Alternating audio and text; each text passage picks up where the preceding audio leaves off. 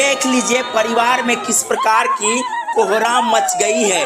बता दें कि परिवार का इकलौता बेटा जो 15 से 16 साल का था, जिनकी बेरहमी के साथ हत्या हो जाती है, उसके बाद आप देख सकते हैं परिवार में किस प्रकार की कोहराम मच गई है।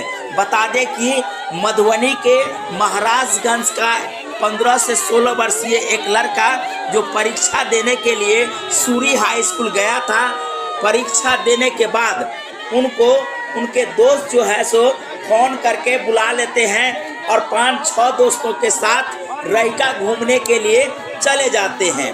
रहस्यमय तरीके से उनका डेड बॉडी जो है रहिका के एक नहर के किनारे मिलता है।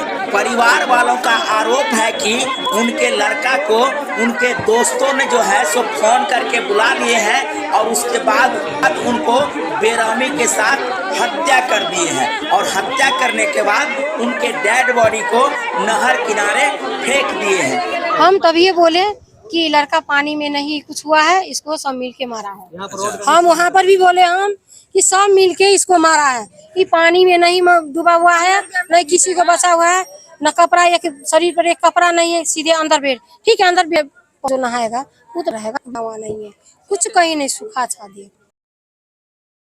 उनके लोग आप जब यह जानकारी मिल जाएगी दोस्त की नहीं बिल्कुल हत्या हुआ है या नहीं हत्या हुआ है। आपने तो शरीर को, आपने तो आपको क्या लग रहा है? मुझे लग क्या की गई है, क्या लग रहा है आप लोग? जैसे ब्रेन हत्या की गई, 100% हत्या की गई। चाची डूबता है नहीं पीता है, तो आपके जब पहुँचे क्या डॉक्टर इब्राहिम पानी में था? नहीं, तो देखिए यहाँ पे हम आने लगे, बाबू के पास, बाबू में वीजा कुछ नहीं है।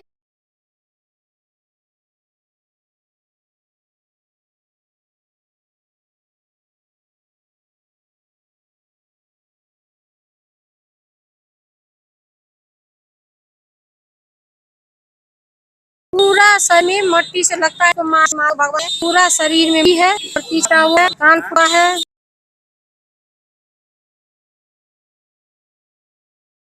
बात है सब हम देखे। पार्टी स्पष्ट रूप से के एसपी से मांग करता हूँ कि हम गिरफ्तार इसकी जांच किया जाए, उन लोगों को मिट्टी मिले, ऐसा इस तरह की कुछ नहीं, इस तरह ये सब कुछ नहीं है। और हमारे मेरा है कार की राम मची हुई है।